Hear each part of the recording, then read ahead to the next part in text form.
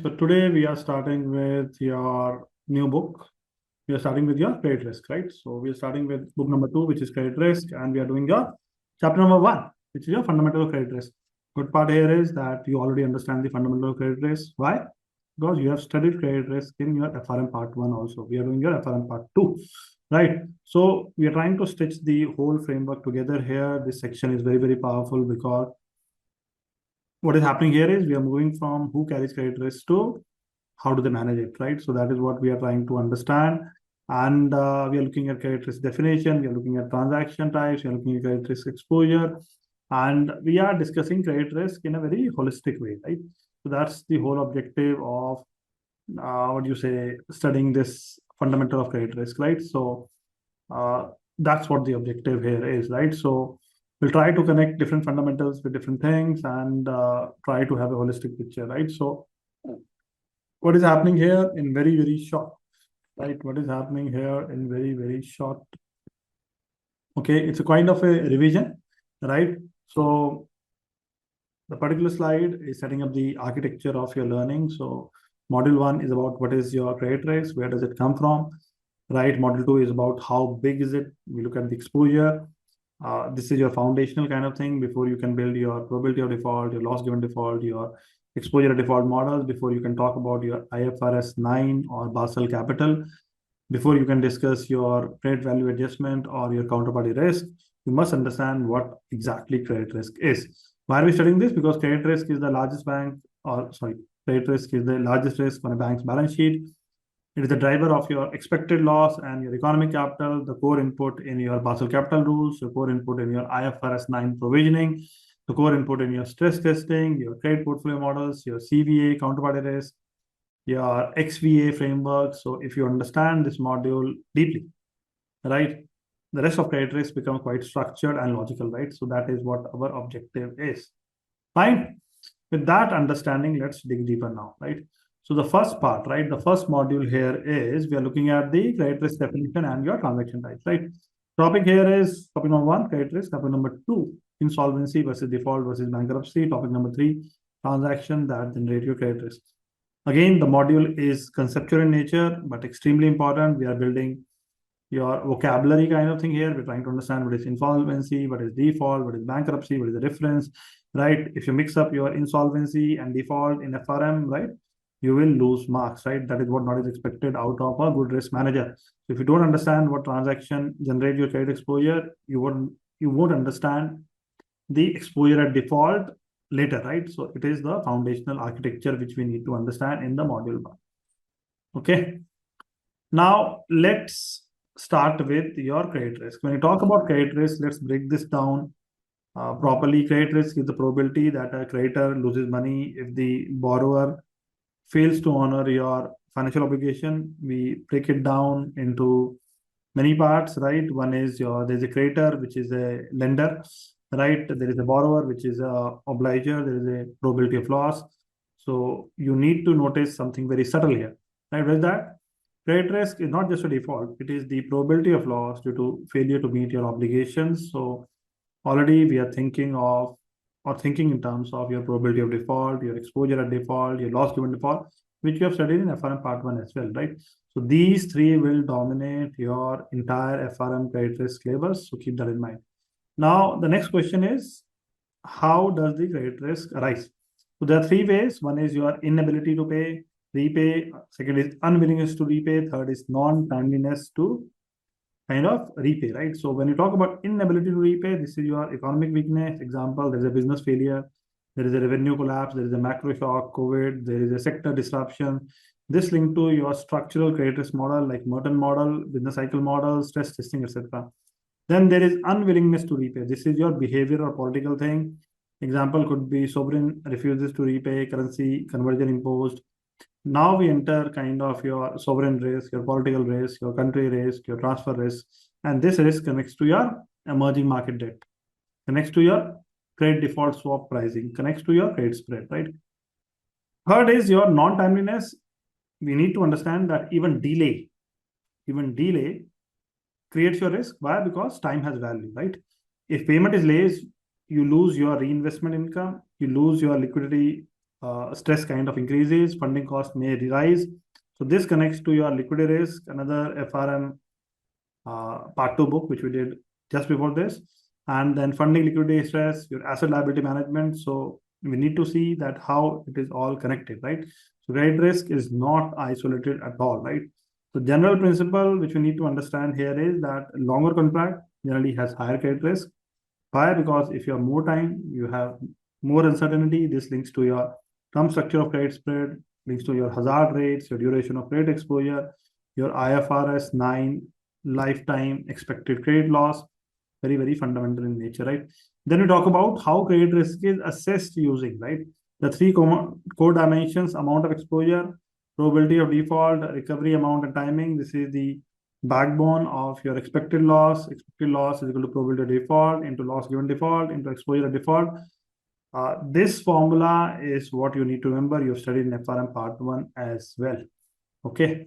Now, once you have understood this, let's try to do the questions, right? When you talk about practice question number 1, right? So, which of the following set of factors is most critical in helping your creditors assess your credit risk, right? So, let's try to analyze this question logically. Which factors are kind of most critical in the assessing of your credit risk? Option A, amount of credit risk, probability of counterparty default, your amount and timing, right? This kind of exactly matches what we have discussed. So this is most likely the answer, but let's eliminate other options also. When you talk about foreign currency exposure, that is FX risk, right? That is not your credit risk, right? Probability of counterparty default, counterparty management strength. Management strength is not your credit risk, right? Management strength is qualitative, but not part of your fundamental risk decomposition, right? Recovery amount, timing, amount of uninsured assets, probability of counterparty insolvency. See, uninsured assets are not your central drivers of credit loss estimation that we need to keep in mind, right? So answer is A, guys. Okay, keep that in mind very, very clearly. Keep that in focus, right? So this is what has been explained. While all factors are helpful in assessing credit risk, the three most important factors creditor want to assess are amount of credit risk, probability of counterparty default, the recovery amount, and the timing of payment receipt. Right? That is what we are talking about here. Okay, next part is your insolvency versus your default versus your bankruptcy, right? So before I start this part, right, what I want to add from the previous question itself is that every credit risk model in the world basically reduces to your how likely is the default, which is your probability of default, how much will I lose, which is your loss given default, how much I am exposed to, which is exposure default. This structure feeds into your Basel capital. This structure feeds into your IFRS 9. This structure feeds into your credit portfolio models or your CVA, your stress testing, your economic capital models. Everything in your modern credit risk rests on this kind of system. And you look at when you look at the holistic risk management picture, you try to zoom out and you look that credit risk connects to your market risk, credit spread, CDS pricing, bond valuation, liquidity risk, which is your default causes your funding stress, your fire sale losses, your operational risk, which is your poor underwriting, credit losses, your enterprise risk, which is your concentration risk, your wrong way risk, counterparty risk. In fact, during your financial crisis, credit risk becomes your systemic risk. That is why this subject kind of matters, right? If you're looking from the risk management perspective, right, what you need to understand is that credit risk is not just about memorization, right? You must think in your frameworks like your probability of default, your loss given default, your exposure default structure. You must understand the model risk. You must understand the pro-cyclicality, the capital frameworks, must understand the stress testing, and this kind of module which you are discussing, right, is the foundational architecture or the intellectual foundation we'll see, right?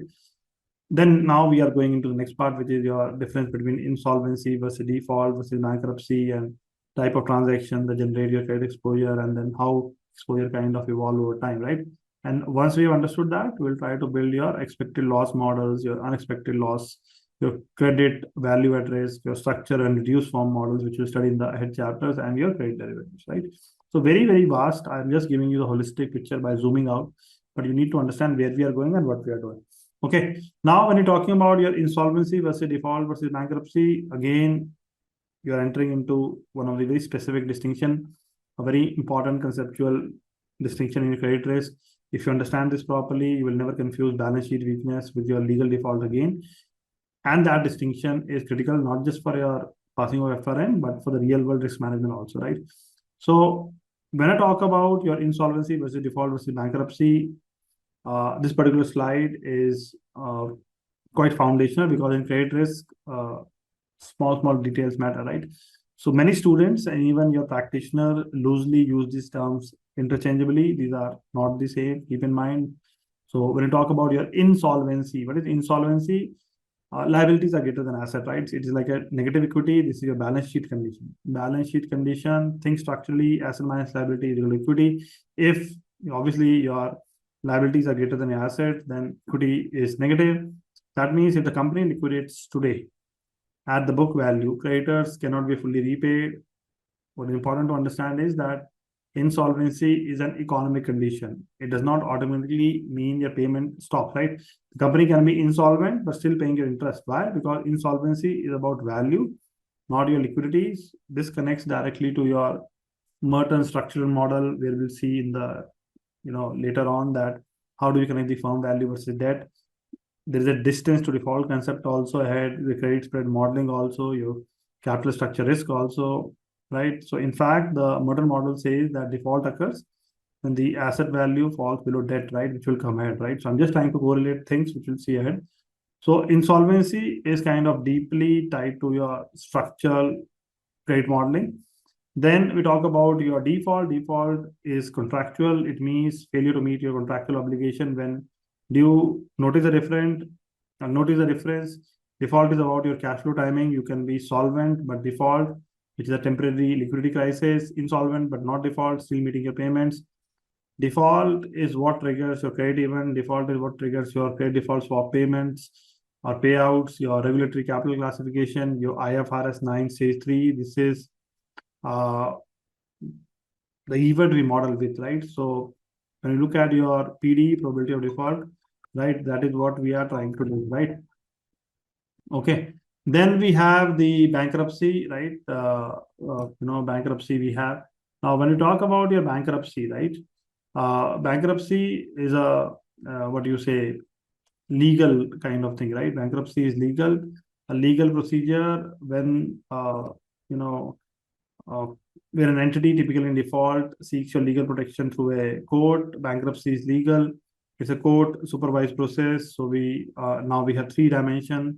One is your insolvency, one is your default, one is your bankruptcy, one is about insolvency, about economic condition, default is about your contractual failure, bankruptcy is a legal procedure. So this distinction is extremely important in your FRM questions, right? So keep that in mind, right? When you look at bankruptcy types, chapter 7, we'll see, right, is about your liquidation. Chapter 11 is about in the bankruptcy types, right? Chapter 7 bankruptcy is about liquidation. Chapter 11 bankruptcy is about your reorganization. And this connects to your loss given default. Why does this matter? Because recovery depends on whether the firm liquidates or whether the firm restructures. So chapter 11, right, which is about your reorganization, often leads to higher recovery rates than your chapter 7, which is about your liquidation. So legal framework directly impacts your loss given default. That is why country legal systems matter in your credit modeling, right? So keep this in mind, guys, very clearly, very important to understand. It is one of the small discussions, right, which student have to keep in mind, right? So this is asked in exam also, the attested exam, right? So keep that in mind. Okay. All right, we are trying to do your practice question number 2. Aquaria Corporation's year-end balance sheet shows 280 million in your assets and 320 million in debt to creditors. Aquaria's management estimate that it will continue to be able to meet its upcoming payment obligation. The company is characterized as being, right? So see, understand here. Asset is equal to 280, liability is equal to 320. So what is happening is liabilities are greater than assets, right? That means it has negative equity. Therefore, the firm is kind of insolvent, right? Because it has a negative equity, right? But management say that they are still meeting your obligation. So and is still paying, right? So it is not in default, right? That goes away, right? Not bankrupt also, right? Just your balance sheet insolvent. So that's why we have these things and non-performing also, right? So again, this question is testing your conceptual clarity. Real banking, this matter hugely. A firm can be technically insolvent but still performing. Banks may still extend your credit if cash flows are kind of stable. This links to your going concern assumption, your distressed debt investing, your uh, low rate environment. You see how this becomes your macro relevant kind of thing, right? Then once we have done this, okay, so this is the answer, guys. Acquirer best described as being insolvent, meaning its liabilities exceed the value of its asset. Acquirer continues to perform its contractual obligation. Default occurs when an entity fails to meet its contractual obligation. Bankruptcy occurs when an entity seeks legal protection through a court, right? Very simple, very straightforward till now, right? Then we go to your transactions that generate credit risk, right? So now we expand the horizon. Credit risk does not arise only from your loans, it arises everywhere. This is extremely important for your risk manager. Let's try to go through them. So first, we look at your, lending, right? So what we are looking at that when you look at lending, right? Classical case, bank lends money. Risk is that borrower may not repay your principal or interest. Loss type is your interest per principal plus time value of money. This is your traditional banking credit risk. This feeds into your retail credit models, your corporate credit models, your Basel internal rating based approach. Then we have your leases, loans and leases. Leases is lessors face your credit risk. If lessee stops paying, the asset must be recovered and resold. Losses include your recovery costs, your depreciation, your marketing costs. This introduces your asset recovery risk. So loss given default becomes your asset dependent. Then we have something called receivables. If you sell your goods on credit, you're exposed. For example, trade credit, this is your short-term credit risk. In fact, trade receivables are one of the largest sources of default propagation in supply chain. This links to your working capital risk, your supply chain contagion, your systemic and corporate risk. Then we have something called your prepayments, which is very interesting. If you pay in advance and supplier kind of fails, you lose. So here you are the creditor. This is your reverse perspective on the credit risk. Credit risk is everywhere. Then we have your deposits. Depositors face your credit risk of the bank. If the bank fails, depositors are at risk. Now this links to your bank runs, your liquidity risk, your systemic risk, your deposit insurance. So you have to understand this connection. Credit risk triggers sometimes liquidity crisis. 2008 is a perfect example. Then we have something called your contingent claim. Payment depends on the events. Example is insurance claims, your guarantees, your letter of credit, your pension obligations. These are off-balance sheet risk, right? This links directly to your Basel off-balance sheet conversion factors, your exposure at default estimation, your IFRS 9, your credit conversion factor. Okay. Then we have something called derivative also. This is where your modern credit risk kind of explodes. Wherever derivative enter, you understand there's a leverage and it kind of explodes. Derivatives create your counterparty credit risk. What we need to understand here is that exposure is not notional. Exposure is equal to replacement cost, which is more like mark to market. This links to your CVA, credit value adjustment, DVA, debt value adjustment, XVA, derivative value adjustment, potential future exposure, PFE, your wrong way risk, your netting agreements, your collateralization, over collateralization, right? So global derivatives notional is massive, 600 trillion historically, but exposure is much smaller due to netting and collateral. Still, this is where your systemic risk lies, right? So understand that even though the exposure is much smaller due to netting and collateral, this is where your systematic risk lives, right? And overall, if you look at the bigger picture, please understand why this matters, because credit risk is not just about loans. It exists in your banking, your insurance, your capital markets, your corporate finance, your derivative, your trade finance. In your FRM part 2, we'll try to connect this topic to your counterparty risk, your CVA modeling, which will come ahead, your Basel capital rules, your stress testing, your liquidity risk, your credit portfolio models. Understanding your transaction types helps you understand where exposure comes from, how it evolves, and how it is measured, right? If you look at the holistic risk management view here, please understand that credit risk transactions with your market risk, spread your winding, with your liquidity risk, it gives you funding stress. With operational risk, it is underwriting failure. With systemic risk is contagion. So credit risk is often the spark that ignite your financial crisis. That is why this foundation kind of matters, which we are trying to study, right? So what have we done till now? We have understood the conceptual clarity, which between the insolvency versus default versus bankruptcy. We understood the transactional clarity, which is where credit risk kind of originates. We understood the structural understanding of the economic, the contractual, and the legal layer. Next step is to uh, identify, right, or quantify your exposure, and that is what we'll try to do now, right? So this is your what you say again, right? This is, I think I've covered all in your diagram itself, right? So that's not an issue, right? Then right. All right. With this, we have completed your module one, right? Very straightforward, very easy, simple stuff, right? So I don't think there should be any challenge here for anyone, right? Now we are getting into your module two, which is your credit risk exposure, and it has 9 topics, right? So we'll go through them one by one, right? So let's start, guys. Okay. In your module two, right? When you're talking about your credit risk exposure, we have 9 topics, right? So now we are moving from your what is your credit risk to who carries and how big it can become, right? So this is where your credit risk become systemic. This is where your institutions start to matter. This is where your risk management sophistication differentiates survivor from your failure. And let's try to go slide by slide in a very clean, structured approach, right? So uh, again, right, we'll talk about your entities which are exposed to your credit risk and your banks, your asset managers, your hedge fund, your insurance companies, pension funds, corporations, individuals managing your credit risk, right? So we will try to understand that in detail, right? So this module basically shifts the focus. Model one was what is credit risk. This model two is about who is exposed, how much they are exposed, and what scale. Again, very critical because credit risk is not confined to only banks, right? That is a misnomer. It is embedded across the entire financial system. You notice the list here: the bank, the asset manager, the hedge fund, the insurance companies, pension fund, corporations, individuals managing credit risk. This is your enterprise-wide risk. In FRM term, this is your system architecture. So that's what we'll try to understand. Okay.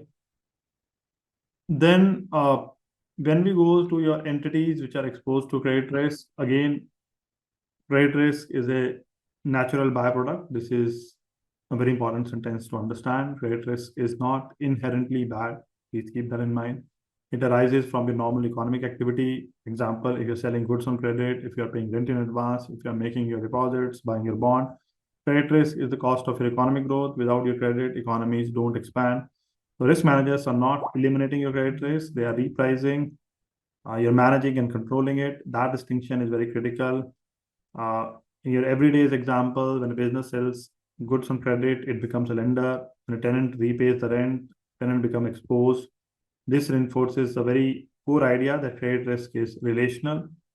Whenever there is future payment, your deferred settlement, your conditional obligation, there is credit risk. This connects to your trade finance, your working capital management, your corporate treasury, your supply chain contagion. And when you look at your sector concentration, in the US, the financial sector holds the largest credit exposure. Why?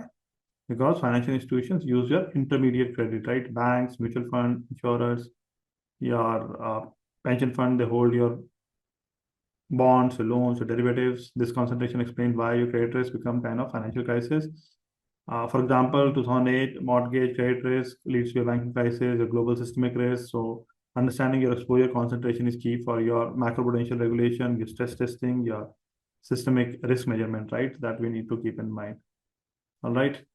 Then we'll move ahead. We talk about your banks, right? In banks, we focus on the most important credit risk carriers, which are banks. Again, you look at the sources of credit risk. Banks face credit risk from your retail loans, your mortgages, your personal loans, your corporate loans, your derivatives, your counterparty exposures.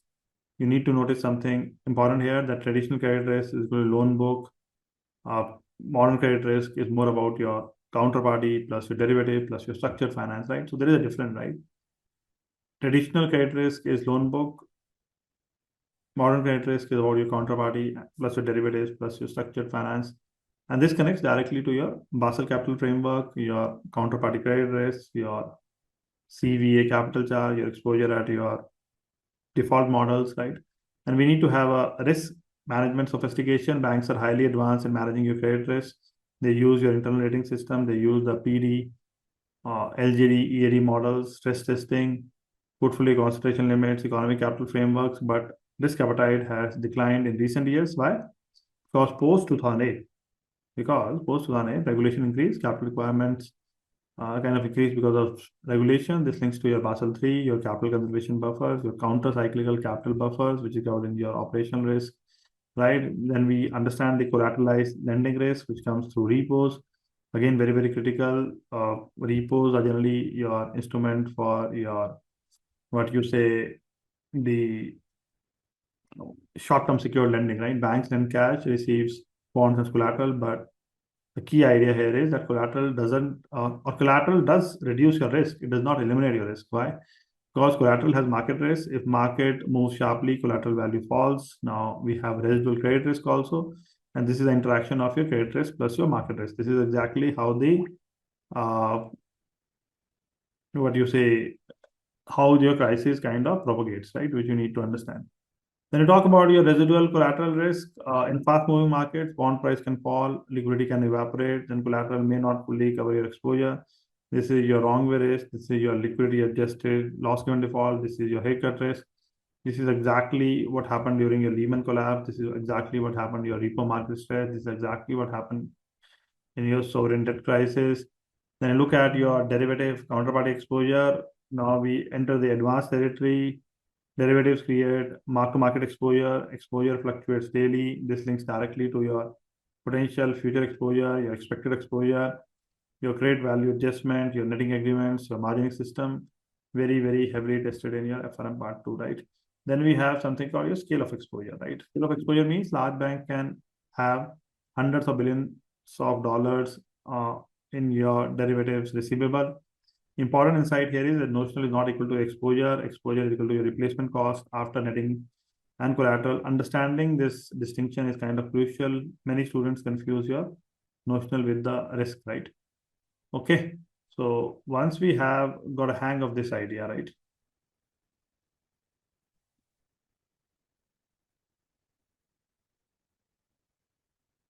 Sorry, guys, I don't know what happened here. Okay. All right. So once we get a hang of this part here, now we go into the practice question, right?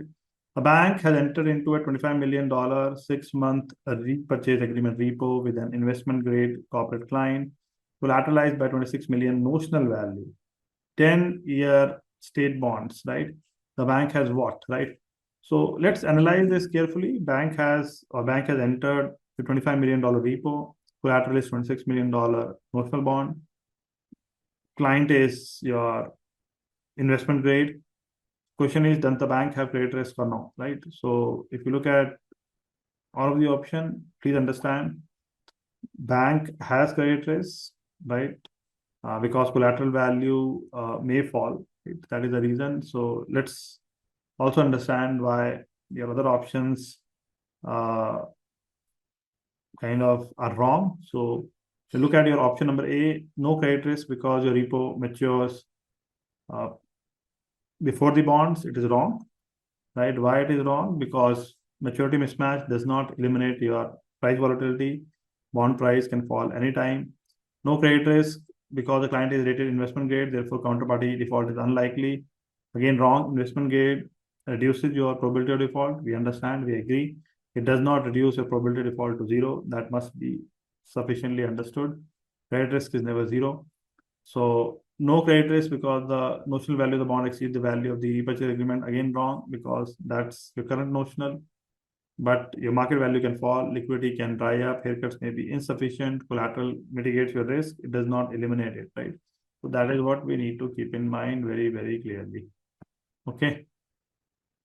Then, so in this part, the repurchase agreement exposes the bank to the risk that the client will not repay its obligation or will default.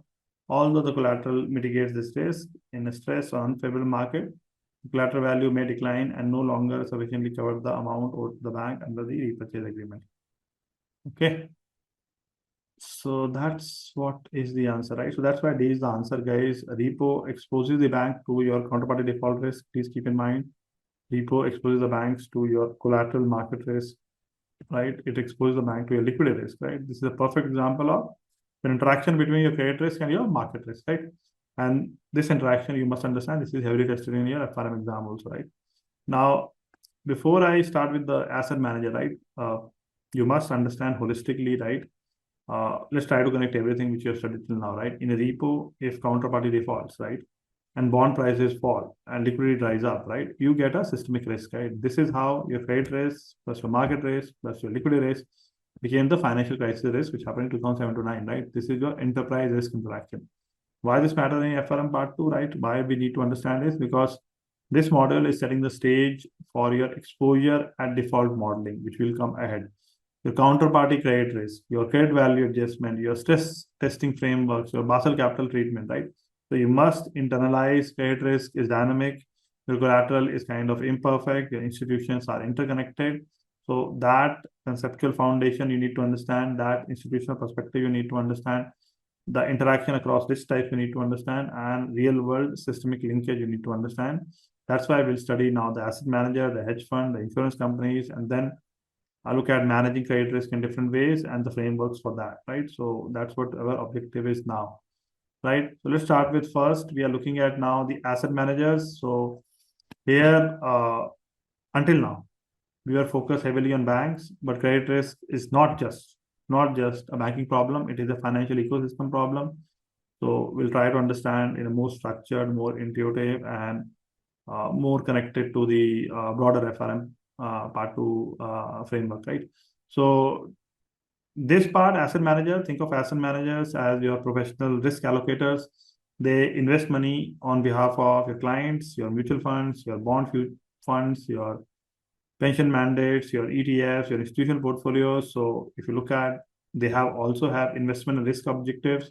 Asset managers invest across your government bonds, your corporate bonds, your high yield debt, your structured credit, your emerging markets. So different funds have different credit risk levels, right? Example, government bond funds have low credit risk, high yield bond funds has high PD, your high spread. So credit risk exposure depends on your mandate plus asset allocation.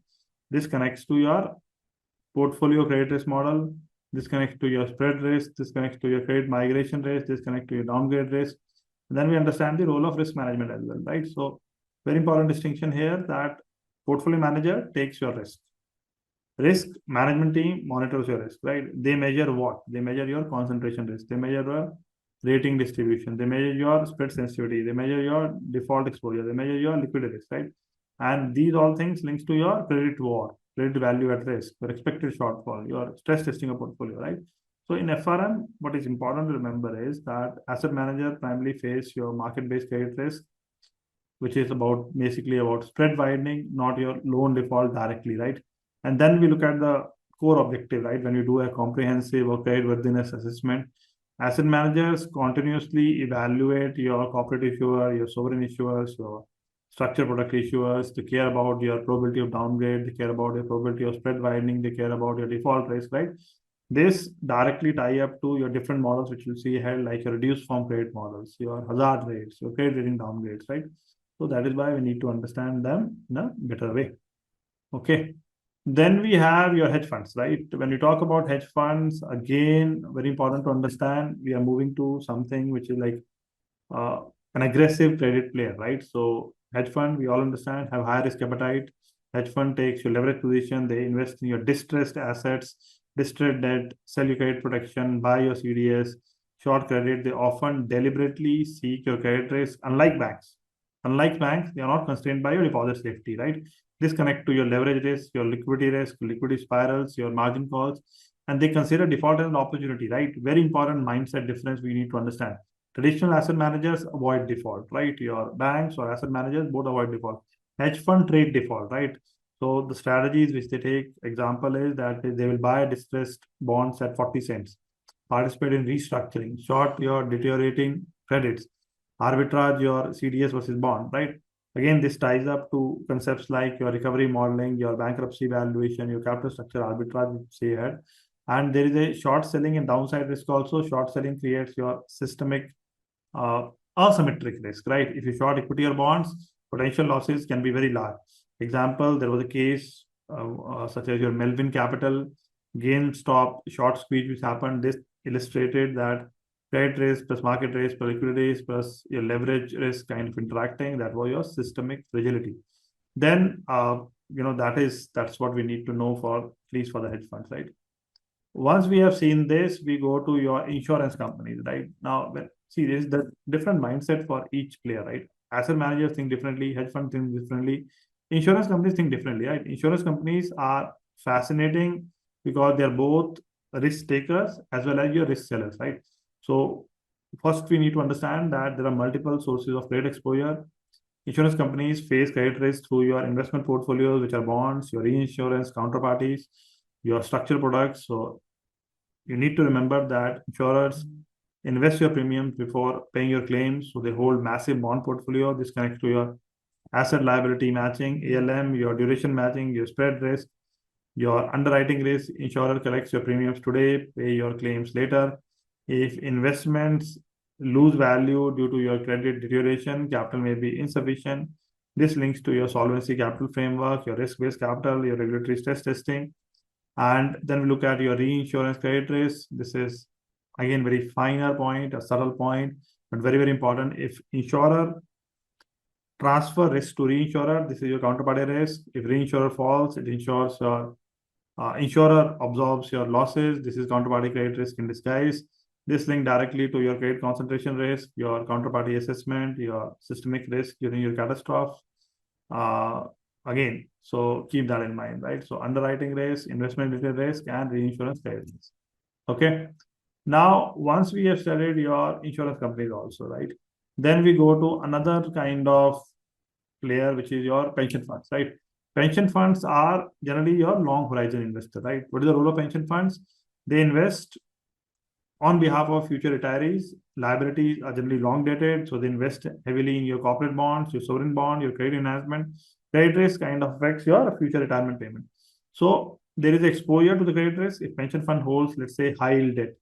Let's say they hold your structured products. Let's say they hold your emerging market bonds, right? So default risk affects your funding ratio. This connects to your liability discount rate sensitivity, funding gap risk, asset liability mismatch. There are regulatory guardrails. Pension funds are tightly regulated because failure harm your retirees. This connect to your governance risk, your fiduciary responsibility, your risk limits, right? That should be kept in mind, right? That should be kept in mind. Then we have your corporations, right? That we need to understand in your corporations, right? What is important to understand is that we move outside your financial institutions, corporation face credit risk too. There are sources of your corporate credit risk, or corporations, or corporate face risk from your customer, your supplier, your banks, your derivative counterparties. Credit risk exists in your operational flow. There is account receivables, and firms sell your goods before payment. They become kind of lenders. If customer default, there is a direct loss. Mitigation methods include your receivable insurance, your factoring, your letter of credit. This connects to your trade finance, your working capital optimization, your supply chain risk, right? And there are short-term investments and bank deposit also. Corporates park their cash in your banks, your commercial paper, your money market funds. If issuer fails, corporate loses your liquidity. This connects to your treasury risk management, your counterparty limits, your liquidity buffers. Then there is a derivative exposure also. Exchange rate derivatives, low credit risk, clearing houses, plus margining, OTC derivatives, a bilateral counterparty credit risk. This connects to your central clearing, your CVA, your netting arrangements. FRM love testing this difference. Then there is something called your vendor financing. If a company offers your installment payment plans, it becomes a lender. Now it carries your retail credit risk. This is your embedded finance risk. Then we have your supply chain credit risk also. If a key supplier fails, production stops, example, Suez Canal blockage, example, Strait of Hormuz blockage. This shows your credit risk plus your operational risk plus your liquidity risk interacting. This is your enterprise risk management in kind of action, right? So overall, if you try to have the big holistic picture, right? You try to zoom out and you try to understand that every entity in the financial system carries credit risk differently. When you look at banks, the main credit risk is about loan, about the counterparty, plus your derivatives. Asset manager mostly look at your market-based credit, which is spread risk. Hedge fund look at your leverage and distress credit. Insurance look at your investment and reinsurance credit. Pension fund looks at your long horizon credit exposure. Corporation look at your trade plus treasury plus supply chain. So credit risk is kind of universal. The difference is balance sheet structure, your leverage, your regulation, your risk appetite, right? Now, why this matters for your FRM? The important thing to understand here is that this particular chapter is trying to prepare you for systemic risk analysis, this module also, right? Concentration risk, your contagion modeling, interconnected exposure, enterprise risk management. In your crisis, your credit risk propagates through your institution, understanding who holds what is very, very critical. And after we have understood, like the institutional understanding, right, what all these institutions do, right, and ecosystem perspective also, and a kind of risk interaction framework and systemic view. Now we can move ahead in the next few chapters, how to manage your credit risk, which means we'll understand the PD, LGD, EAD, mitigation tools, diversification, your capital and stress testing, and we look at the quantitative pricing models as well, right? So that's the next objective in the next few chapters, okay? All right. With this understanding, we go to the practice question. Which of the following options would a corporation least likely, again, least likely select to mitigate its receivable credit risk? Okay. So we are now looking at receivable credit risk, right? So options are factoring, insurance, derivative, documentary credit, right? First, let's try to understand the receivable credit risk. See, receivable risk arises when a firm delivers its good, but payment is delayed, right? If the customer defaults, there is a loss. So we are talking about your trade credit risk, not your market risk. So what do? Is we evaluate each option, right? We do the factoring. Firm sells your receivables to third party. Risk is kind of transferred. Very common mitigation tool. So factoring is a thing. We are looking for least likely. So this cuts it. We'll cut it, right? Insurance, again, trade credit insurance protect against your customer default. Again, directly reduces your receivable risk. We cut this as well. Documentary credit, which is letter of credit, common international trade, bank guarantee payment, the documents are presented, strong mitigation tool, we cut this as well, right? And then we look at derivatives, right? So derivatives hedge, interest rate risk, your FX risk, your commodity risk, market risk, they do not, right? They do not, sorry, derivative is here, right? Derivative is documentary credit, we cut, derivative is the answer, right? So derivatives, hedge, when you talk about derivative, hedge your interest rate risk, your FX risk, commodity risk, your market risk. They do not directly hedge your trade receivables default risk, right? So correct answer here is C, right? Interesting question. Please keep that in mind. Okay. So this is what we have given here as well. Corporation typically mitigate receivable credit risk in one of the following ways: buying insurance on their account receivable, selling their receivables to recover receivable another company, the factoring, securing foreign transaction through documentary credit. That's what we do. Okay. Then once we have seen this, we go into the next part, which is your individuals, right? Your Now we move into the smallest economic unit, which is the individual. This is important because credit risk is kind of, universal, right?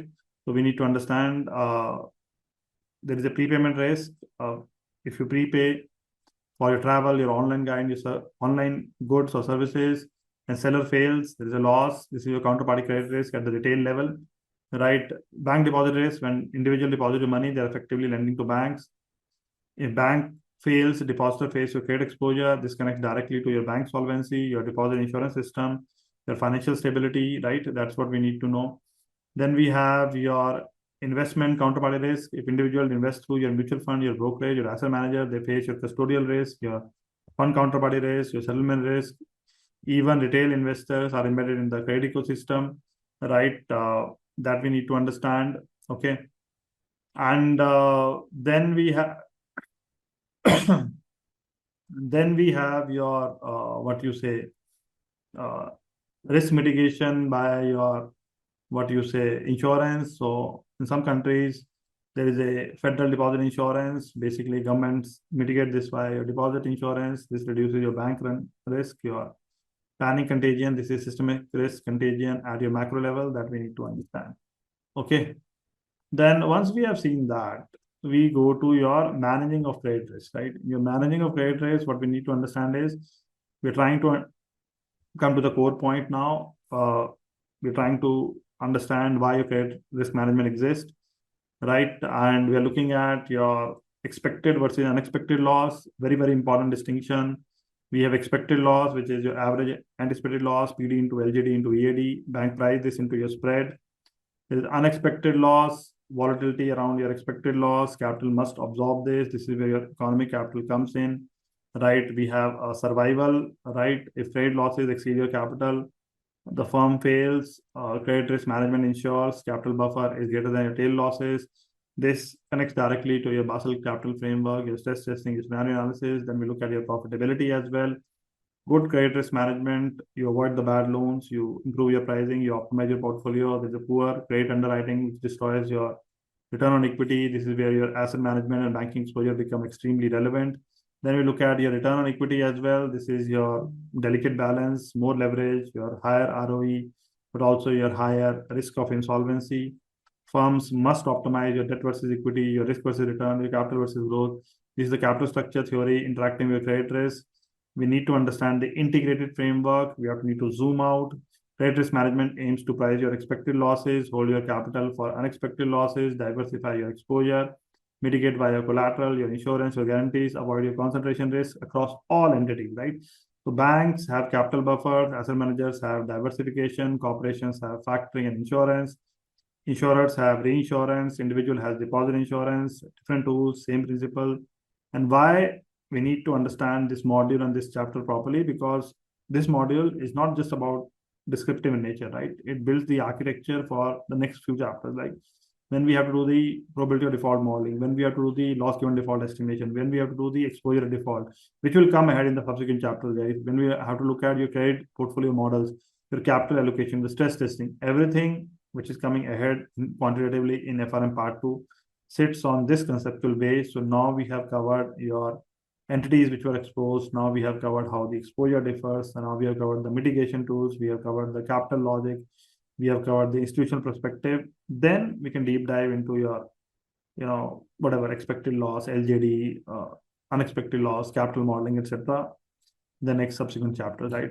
That completes our chapter number 1, guys. So again, very interesting chapter, very foundational chapter, but very, very important, which we need to keep in mind, right? So I have tried my best to give you the relevance of this chapter by joining a lot of dots here. If you see this chapter, like quick recap, right? If you see this chapter, there are 2 parts with the credit risk definition and your transaction type. And secondly, your credit risk exposure. First, we talk about the definition, the difference between insolvency, default, and bankruptcy, clear-cut distinction, transaction that generate credit risk, that understanding we need to develop. Once we have developed that understanding, right, here we see the loans, leases, receivable, payment, deposit, contingent claim, derivative in detail. We need to know that very clearly. Then we go to credit risk exposure. Here, entities which are exposed to credit risk, how does the bank behave, the asset manager behave, the hedge fund behave, the insurance companies behave, the pension fund behave, the corporation behave, right? Individual behave. And last but not least, we'll talk about the managing of credit risk, right? So this is the distinction which you need to know very clearly. And once you've understood, then finally we move to the managing of credit risk, which is just the introduction, which will come, the detailed part will come ahead, right? So that's the whole objective of this chapter, guys. Hopefully, right, you would have understood what we wanted to cover, and you would have got a good, bird's eye view of the whole thing, right? That is my objective, and that is what you should focus here in this chapter. The difficult stuff, the detailed stuff, the modeling part of each category of probability of default, LGD, EAD, potential future exposure, expected exposure, etc. Everything will come ahead in your future chapter, CVA, etc. as well, right? So again, foundational chapter, quickly finish it, revise it 2-3 times, solve the questions, look at the smaller things, and move to the next chapter, right? That's the best strategy to cover this chapter. Okay. All right, guys, we'll stop here and I'll see you in the next chapter. Okay. Thank you.